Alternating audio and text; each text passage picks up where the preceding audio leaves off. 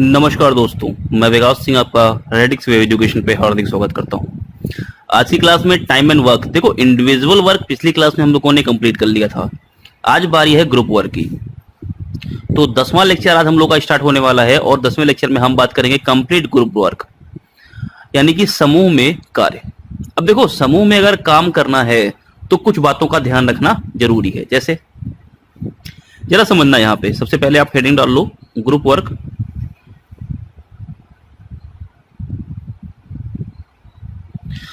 हमेशा एक बात ध्यान रखो, अभी तक हम लोग जो इंडिविजुअल वर्क में क्वेश्चंस कर रहे थे वो कैसे कर रहे थे।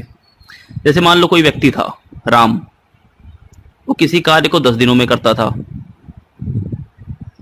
श्याम, वो किसी कार्य को मान लो 15 दिनों में करता था।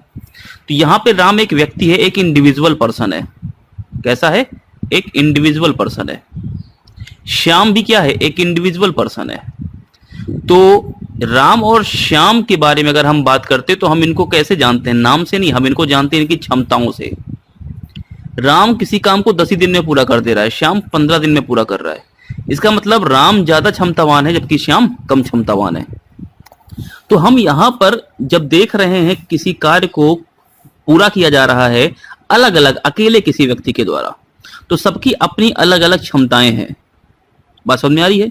लेकिन जब काम ग्रुप वर्क में होता है, ग्रुप वर्क में होने का मतलब कि एक ग्रुप होंगे, एक ग्रुप में कई सारे व्यक्ति होंगे, तो जो वो कई सारे व्यक्ति होंगे वो काम को पूरा करेंगे। इसका मतलब यहां पे ये हो गया कि जब कभी भी हम ग्रुप वर्क की बात करते हैं तो ग्रुप वर्क में सबसे पहली बात क्या जाती है कि कोई ग्रुप होगा,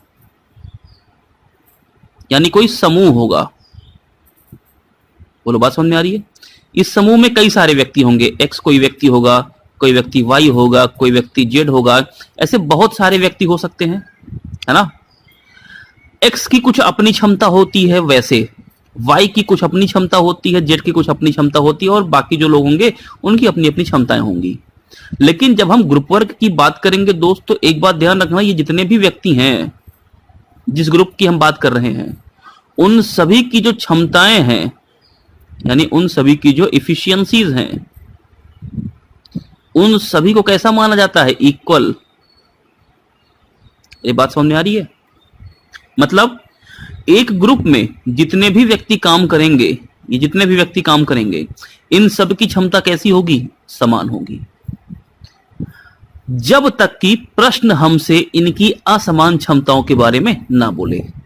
लेकिन 99.99999% केसेस में आप हमेशा ये पाओगे कि जो ग्रुप में काम करने वाले व्यक्ति हैं उन सबकी क्षमता कैसी है? समान है।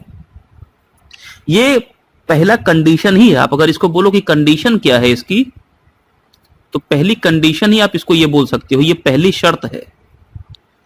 ये पहली शर्त है क्या? कि जो इफिशियंसी होगी किसी भी ग्रुप के मेंबर्स की, वो सभी कैसी होगी? समान होगी। यानी इफिशियंसी को क्षमता बोलते हैं ऑफ ग्रुप। ग्रुप का मतलब जितने भी लोग उस ग्रुप में होंगे आर इक्वल।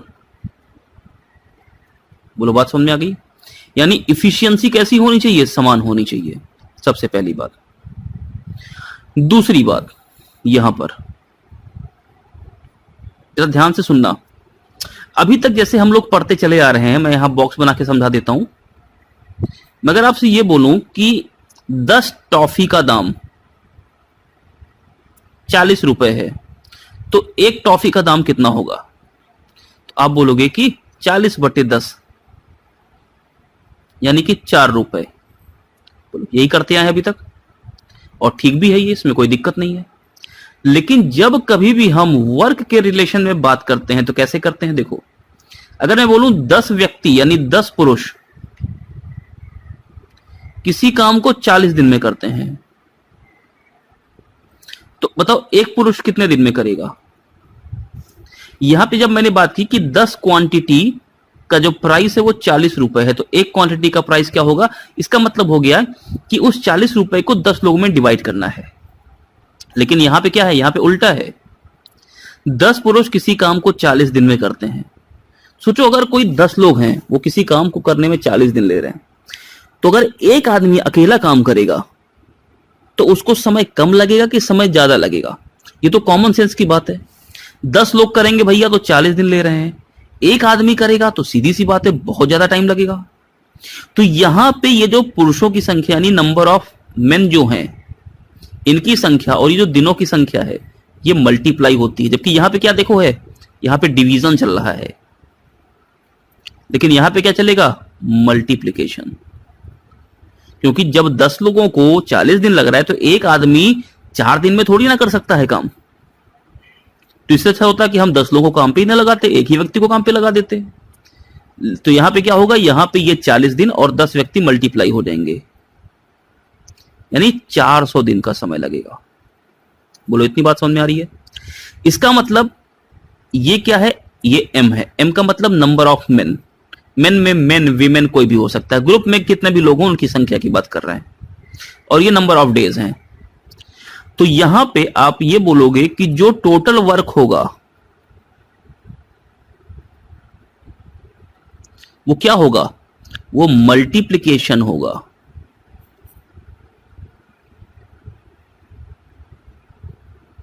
बात समझ में आ रही है?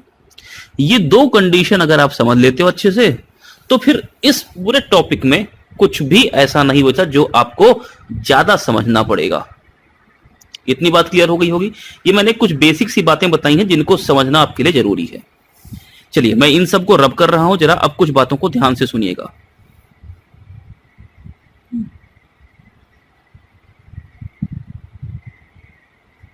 देखो यहां पे मैं एक फॉर्मूला लिख रहा हूं, ध्यान देना जरा।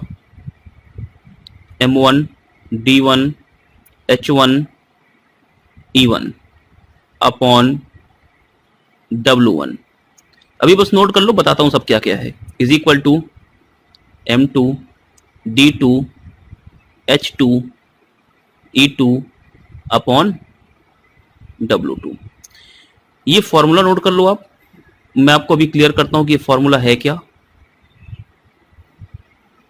ग्रुप वर्क में जितने भी काम करेंगे वो सारे के सारे काम हमारे कहां से होंगे, इसी फॉर्मूले से होंगे। अब ये फॉर्मूला है क्या, देखो यहां पे अगर मैं बात करूं M1 और M2 की, तो M1 देखो हमारे पास दो ग्रुप हैं। एक ग्रुप में नंबर ऑफ पर्सन कितने हैं, M1। जैसे मान लो मैंने बना दिया, ये दो ग्रुप हैं, ये पहला ग्रुप और ये मैंने बना दिया दूसरा ग्रुप। ठीक है, पहले ग्रुप में कितने व्यक्ति हैं, M1 व्यक्ति हैं। कितने दिन में ये काम कर रहे हैं, D1 दिन में कर रहे हैं। एक दिन में कितने घंटे कर रहे हैं, तो H1 घंटे कर रहे हैं। उनकी क्षमता क्या है, तो E1 है। सबकी क्षमता E1 है। ठीक है, ऐसे यहां पे देखो दूसरे ग्रुप में कितने व्यक्ति, M2। कितने दिन में वो काम कंप्लीट कर रहे हैं, तो D2 दिन में। एक दिन में कितने घंटे कर रहे हैं, तो H2 घंटे। और E2 यहां पे क्या है, तो उनकी क्षमताएं हैं। तो W1 W2 क्या है, इतने लोग M1 लोग D1 दिन में प्रतिदिन H1 घंटे काम कब करते हैं, किस इफिशियंसी से, E1 इफिशियंसी से, तो वो W1 काम को कंप्लीट करते हैं। W1 क्या है, वर्क है। यहां पर सेम रूप W2 वर्क को कंप्लीट करते हैं ये लोग। तो अब देखो सबका मल्टीप्लाई हो रहा है, M1 D1 H1 E1 ये सब मल्टीप्लीकेशंस हैं, लेकिन जो वर्क है, वर्क नीचे देखो आया है, डिवाइड में आया है। तो M1 M2 क्या है, यहां पे ये नंबर ऑफ पर्सन है, नंबर ऑफ पर्सन यानी कि व्यक्तियों की संख्या है। M1 पहले ग्रुप में व्यक्तियों की संख्या, M2 दूसरे ग्रुप में व्यक्तियों की संख्या। D1 और D2 क्या है यहां पे, तो D से डे होता है ना, तो नंबर ऑफ डेज, दिनों की संख्या D1 D2। H1 and H2 क्या है यहां पे, तो आप बोलोगे ये नंबर ऑफ आवर्स, आवर्स यानी घंटे, ये घंटों की संख्या है। और E1 E2 क्या है भैया यहां पे, तो ये क्षमताएं हैं।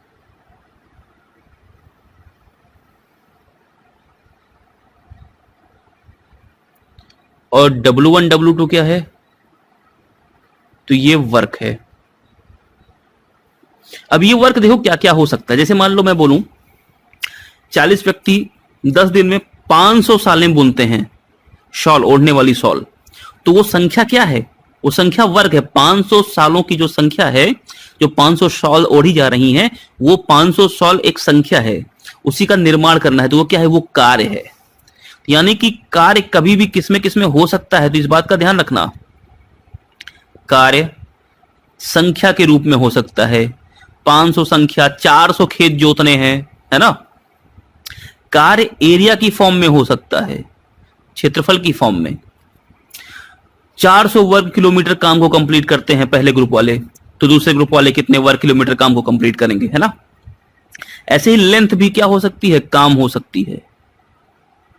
बात समझ में आ रही है? आयतन, आयतन यानी कि वॉल्यूम, ये भी क्या हो सकता है? काम हो सकता है। तो संख्या हो सकती है काम, एरिया काम हो सकता है, लेंथ यानी कि लंबाई काम हो सकती है, या फिर आयतन काम हो सकता है। वो 500 घन लीटर पानी, 500 लीटर पानी पर डे भरते हैं, तो 500 लीटर, लीटर क्या है? आयतन को डिनोट कर रहा है। तो वर्ग किसी भी रूप में हो सकता है। बात समझ में आ रही है? प्रतिशत की फॉर्म में हो सकता है। किसी काम का है 20% काम पहले ग्रुप वाले करते हैं, दूसरे ग्रुप वाले कैसे करेंगे बताओ?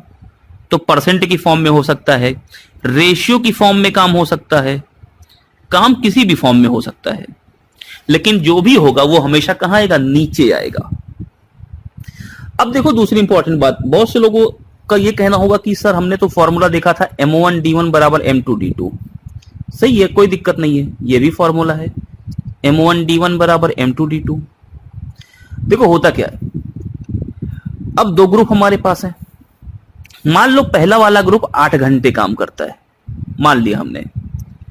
दूसरा वाला ग्रुप भी मान लिया 8 ही घंटे काम करता है। तो आप ये बताओ, ये 8 यहां रखोगे, 8 यहां रखोगे, 8 रखने का कोई मतलब है? ये तो कट जाएगा ना। तो 8 रखने का कोई मतलब है? नहीं है। इसका मतलब तब हम ये बोल सकते हैं कि जब दोनों ग्रुप वाले लोग समान घंटे काम करें तो उनके घंटों को हम काउंट ही नहीं करेंगे। क्यों भाई? जब जो इफिशियंसी पहले ग्रुप वालों की है वही इफिशियंसी दूसरे ग्रुप वालों की है, तो इसका मतलब E1 और E2 को हम काउंट नहीं करेंगे। तो E1 E2 हट जाएंगे, H1 H2 हट गया, E1 E2 हट गया। जितना काम पहले वाले लोग कर रहे हैं उतना ही काम दूसरे वाले लोग भी कर रहे हैं, तो W1 W2 की कोई रिलेवेंस नहीं रह जाएगी, तो W1 W2 हट जाएंगे। क्यों भाई? तो बचा ना M1D1 बराबर M2D2। लेकिन वास्तव में फॉर्मूला ये है M1D1 H1 E1 upon W1 बराबर M2D2 H2 E2 upon W2, जहां पे M1 M2 क्या है? नंबर ऑफ पर्सन, व्यक्तियों की संख्या। M1 पहले ग्रुप के व्यक्ति की संख्या और M2 दूसरे ग्रुप के व्यक्तियों की संख्या। D1 D2 number of days, दिनों की संख्या। H1 H2 number of hours, घंटों की संख्या। E1 E2 इफिशियंसीज हैं और W1 W2 वर्क्स हैं। इतनी बात समझ में आ गई? चलो इसी में दूसरी बात जरा देखो, इस सबको रब कर रहा हूं, इसको नोट कर लो फटाफट। देखो अगर मेरे पास दो ग्रुप हैं, पहले ग्रुप के M1 लोग और दूसरा ये जो ग्रुप है इस ग्रुप में M2 लोग हैं। ये D1 घंटे काम कर रहे हैं, ये D2 घंटे, ये D1 दिन काम कर रहे हैं, ये D2 दिन में काम कंप्लीट कर रहे हैं। इनका वर्क समान है, यानी ये W1 बराबर W2, तो वर्क को काउंट नहीं करेंगे। दोनों सेम सेम घंटे काम कर रहे हैं, H1 बराबर H2, तो घंटों को काउंट नहीं करेंगे। दोनों की क्षमताएं सेम है, E1 बराबर E2। अच्छा कभी कभी ऐसा भी होता है कि मुझे दिया ना हो प्रश्न में कि घंटों का इन्वॉल्वमेंट ही ना दिखा रहा हो, जैसे राम किसी काम 20 व्यक्ति किसी काम को 40 दिन में करते हैं, तो बताओ 50 व्यक्ति कितने दिन में करेंगे। तो ये मान लिया जाता है कि दोनों की क्षमताएं बराबर है, दोनों ग्रुप्स की। ये मान लिया जाता है कि दोनों के घंटे सेम सेम है। ये मान लिया जाता है कि काम वही सेम सेम है। बात समझ में आ रही है? तो देखो ये तीनों चीजें हमारी इन्वॉल्व नहीं है यहाँ पे, तो ये हट जाएंगी। इसका मतलब अब मैं केवल M1D1 बराबर M2D2 लिख सकता हूं, M1D1 बराबर M2D2। यहां से एक बार ध्यान दो, अगर मैं यहां से M1 अपॉन M2 निकाल लूं तो ये क्या होगा? D2 अपॉन D1 होगा। अरे बोलो बात समझ में आ रही है? इसका मतलब मैं यहां से एक बात ये बोल सकता हूं, एक निष्कर्ष बोल सकता हूं कि ratio of persons inverse proportional to ratio of days. जैसे अगर मैं एक सीधा सा एग्जांपल ये बोलूं, चलो इसी बात को मैं आपको समझाता हूं, पहले आप इतना नोट करो, इतना नोट करो पहले ये चीज, ठीक है, ये पूरी बात इतनी नोट करो, फिर मैं आपको समझाता हूं इस पे एक क्वेश्चन कैसे किया जाएगा। इसको फटाफट नोट करो, मैं आपको एक क्वेश्चन दिखाता हूं। देखो, मैं अगर ये बोलूं कि 40 व्यक्ति किसी काम को 50 दिनों में पूरा करते हैं, ठीक है, तो 30 व्यक्ति उस काम को कितने दिनों में पूरा करेंगे? तो ये पहला ग्रुप 40 व्यक्तियों का हो गया, ये 50 दिनों में काम पूरा कर रहे हैं। दूसरा ग्रुप 30 व्यक्तियों का हो गया और ये x दिनों में काम पूरा करेंगे। क्या यहां घंटे का इन्वॉल्वमेंट है? नहीं। तो क्या हम H1 और H2 के बारे में कोई बात करने वाले हैं? नहीं। क्या यहां पे दोनों की क्षमताओं के बारे में प्रश्न ने कुछ बोला है? E1 E2 के बारे में नहीं बोला। तो क्या हम इनको समझेंगे? नहीं। क्या यहां पे बोला गया है कि ये कुछ और काम कर रहे हैं, कुछ और काम कर रहे हैं? नहीं। बोला गया कि 40 व्यक्ति 50 दिन में किसी काम को पूरा करते हैं, तो उसी काम को यानी W1 W2 बराबर है, तो W1 W2 का कोई यहां पे रोल है? नहीं है।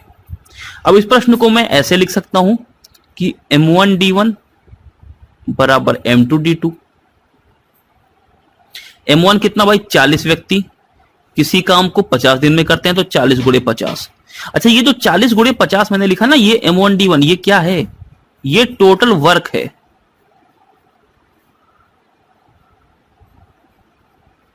ये क्या? ये टोटल वर्क है।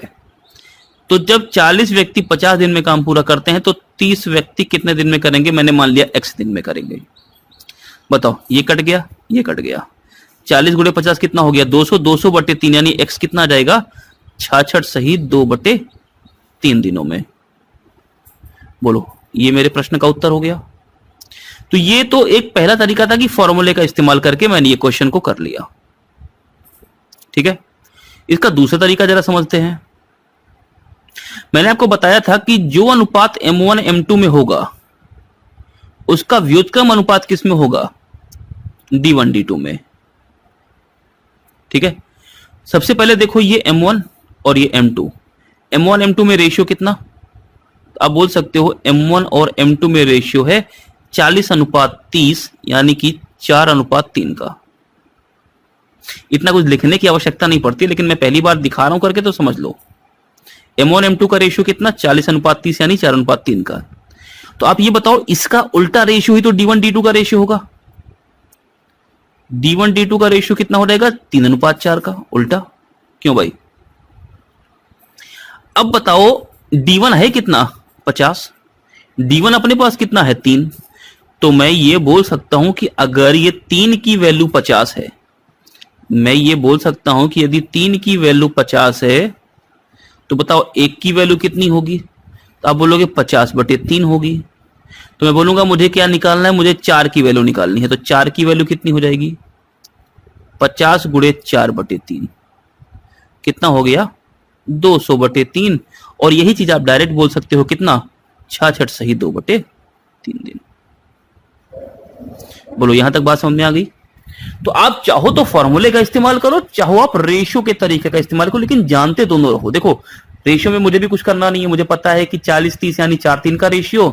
3 की वैल्यू 50, तो 4 की वैल्यू कितनी हो जाएगी? दूसरी बात ये, अगर 40 व्यक्ति 50 दिन में कर रहे हैं, तो 30 व्यक्ति को, सीधी सी बात है, काम ज्यादा लगेगा समय।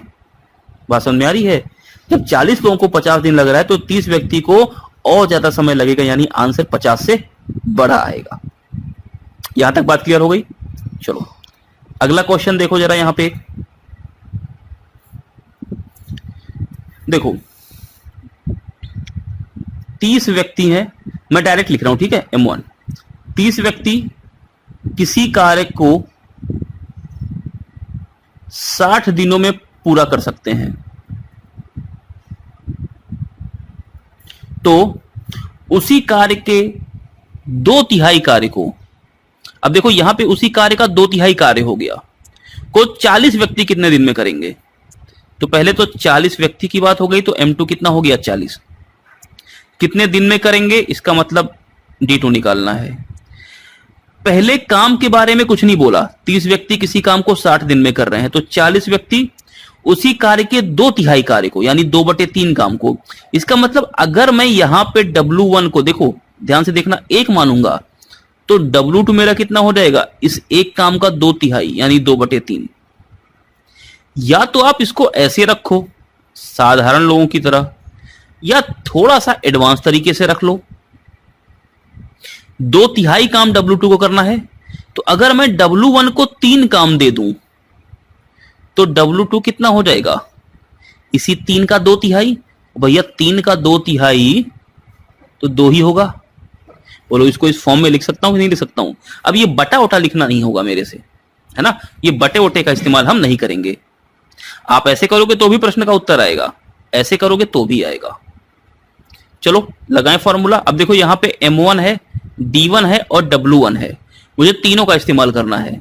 तो फॉर्मूला क्या बन जाएगा, M1 D1 upon W1, W1 हमेशा नीचे जाएगा, is equal to M2 D2 upon W2। अब चाहे जैसे काम करो कोई फर्क नहीं पड़ने वाला। देखो M1 कितना है 30, D1 कितना है भाई 60, W1, तो W1 चाहो तो इसको लो चाहे तो इसको लो। मैं चलो आपको यही करके दिखा रहा हूं, मैं 1 ले रहा हूं, मैं वो 3 से भी करके दिखा दूंगा। M2 40 है, ये X मान लिया मैंने दिन, और W2 कितना है 2/3। बात समझ में आ गई? अच्छा अगर मैं इसको करता तो देखो कैसे करता, 30 गुणे 60, W1 कितना है 3 है, बराबर 40 गुणे X/2। बात क्लियर है? देखो 3 ऊपर जाएगा यहां पे, तो ये 3 यहां से कट के ऊपर चला गया, और चाहो तो इस 3 को इधर मल्टीप्लाई कर दो, 3 यहां चला आएगा। बात सेम हुई कि नहीं हुई? तो चाहे इसका इस्तेमाल करो चाहे इसका इस्तेमाल करो, बात सेम होगी। तो ये देखो 2 से ये कट गया 20 बार, और ये 3 से कट गया ये 10 बार, 20 से 60 कटा 3 बार, X कितना हो गया 10 तियां 30। यहां से काट सकते हो, ये हो गया 20 बार, 20 तियां ये 60 कट गया पूरा, X कितना हो गया 30। तो जैसे मन करे वैसे इस काम को आसानी से कर सकते हो। तो आज की क्लास में हमने ग्रुप वर्क का एक एनालिसिस देख लिया। क्वेश्चंस इस पे हम कल की क्लास में करेंगे। साथ के साथ में आपको आज ये भी बता देता हूं इस पर ग्रुप वर्क में कितने तरह के प्रश्न बनते हैं। तो जो पहला प्रश्न का टाइप होता है वो जनरल प्रश्न, जनरल क्वेश्चंस बनते हैं, जिसको कि कल की क्लास में हम कंप्लीट करेंगे। दूसरा, इस पे वो क्या बोलते हैं, कॉन्ट्रैक्ट बेसिस वाले प्रश्न यानी ठेकेदारी वाले प्रश्न बनते हैं।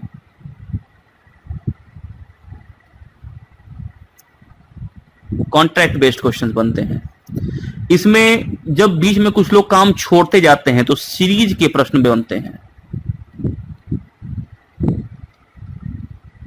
इसमें सीरीज के क्वेश्चंस बनते हैं, साथ के साथ कुछ मिसलेनियस टाइप के क्वेश्चंस भी यहां से बनते हैं। तो ये 4 प्रमुख टाइप हैं इसके, जहां से ये क्वेश्चन आपको देखने को मिलेंगे। इतनी बात समझ में आ गई? तो कल सबसे पहला काम हमारा ये रहेगा कि हम इन क्वेश्चंस को कंप्लीट करेंगे, ठीक है?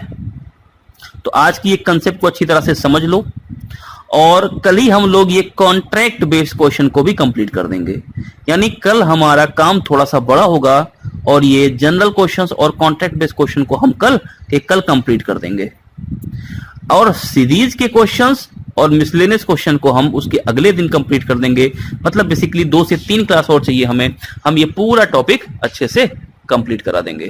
फिर बारी आएगी कुछ क्वेश्चंस करने की। क्लियर है? तो चलो आज की क्लास को यहीं पे समाप्त करते हैं, अगली क्लास में मिलेंगे। तब तक के लिए आप पढ़ते रहें, और अगर ये वीडियो पसंद आए तो इसको शेयर कर दें। धन्यवाद।